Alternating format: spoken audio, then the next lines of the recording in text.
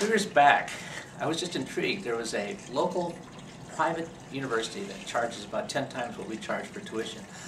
And a lot of students were going for that, and I couldn't figure out why would they pay 10 times as much for the same course there as they would with us. So I did some research. So it took a long time to do the research, and what I discovered was what the 18 to 23-year-old market really wants is a traditional college experience. It took about 4 focus groups to find out what that really means to them as party time. I can understand party time because I was a student once, many years ago, myself. I understood that part. But that wasn't the disturbing part, because I can understand that. The disturbing part is they have no concept of money at all.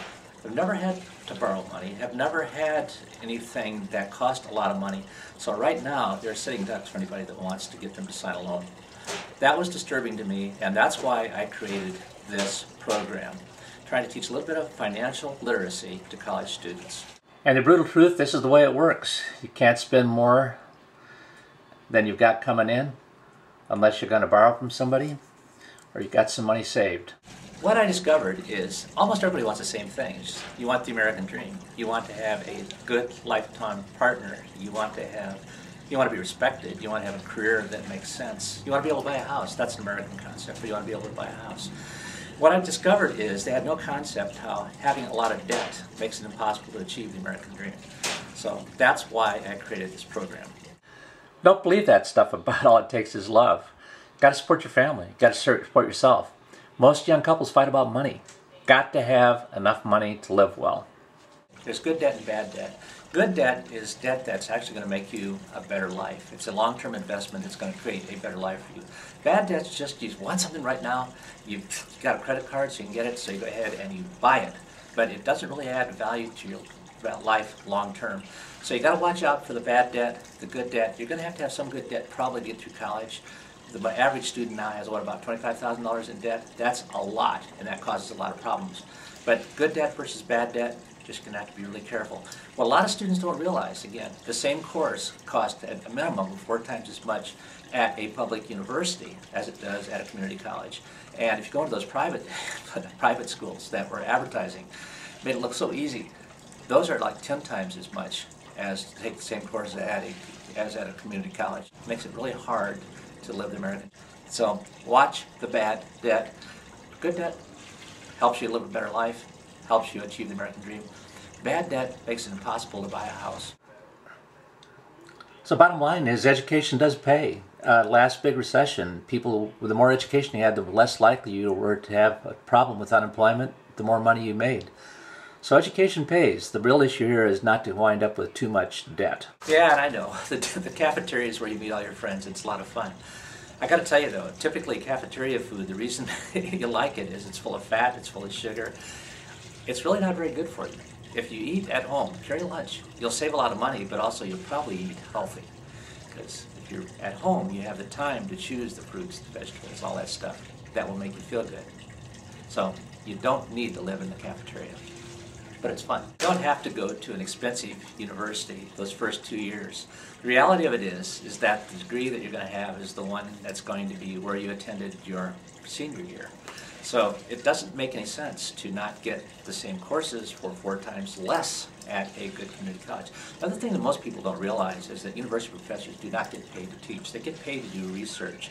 They get paid to do research and then publish that. In fact, if they don't publish new research every couple of years, they get fired. It's called publish or perish. Community college teachers are actually paid to teach. They are typically very good teachers, and that's what you want. You want that good foundation. And the students that I have, almost all of them work, most of them full-time. Student jobs, that's just a necessity, especially if you're talking about a community college, right? The thing to remember about student jobs is there are jobs in the private sector nearby. A lot of people do food service, right? But a better job, if you can get it, is an actual work-study job on campus. The reason is this. If you're working on campus, the people there are educators and they understand that your number one priority is your education. So they're not going to make you skip going to take a final exam because they need somebody to cover shift. Everybody has a credit score. There are 3 agencies out there that calculate those credit scores, and you're entitled to find out what those scores are once a year. be very careful. There's a lot of people out there that want you to go ahead and sign up and get your free credit score, and it's not really free. Once you've signed up and looked at that, all of a sudden you're going to wind up getting a bill every month, and you really don't want that. Anyway, here's the credit scores are really important, and you need to understand how to read them. And everybody's got a grade. What's your score? You don't need a new car. What you need is reliable transportation. A new car, you've got more than a new car. You've got a payment. You've got a debt that's going to be with you a long time. You don't need a new car. You need a way to get to your job. You need a way to get to college. It is still possible to attain the American dream. It really is. The most important decision you're going to make is who you choose to associate with, and college is where the smart people hang out, so I would really recommend that you hang around with smart people. Choose a smart partner.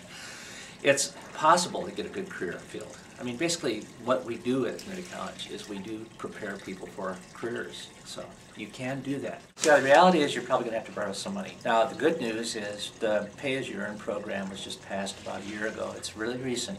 But the way that works is that you can't be forced to repay. If you have a government loan, you can't be forced to repay more than 10% of your discretionary income. I don't know all the details of this yet because it's a new program. But that will help an awful lot now. If you've got old student loans, this doesn't apply. Loans are easy. There's a lot of people out there who want your money, and now that the government's taken over that process, it's a lot less interest, and so that's a better deal in a lot of ways. Grants are better than loans. Grants don't have to be repaid. Most grants are based on need or some other kind of special status, like you're the child of a veteran or something like that. But grants are a lot better than loans, because remember about loans now. That's long-term debt. Could be good debt, but it's long-term debt, it's going to have to be replaced. Scholarships are really kind of neat if you're one of those really super students who has a really good GPA. Now, the thing to remember about scholarships is, again, they're really competitive, and for a scholarship, it's not just an application. Just because you meet the bare minimum does not mean that you're going to get a scholarship. Scholarships are competitive. It's a campaign. You figure out what the criteria are, you meet the criteria. It takes a long time, typically, to earn a really good scholarship. We do have people that will help you at college here, but scholarships are much harder to get than loans. Loans are easy, except that you have to repay them. Main thing is you've got to learn the difference between good debt and bad debt. You've got to control your impulses. You've got to be careful, because bad debt will make it impossible for you to live the American dream. It is still possible. Do things right. Manage your money, and you'll be able to have a home of your own. You'll be able to live here and live well.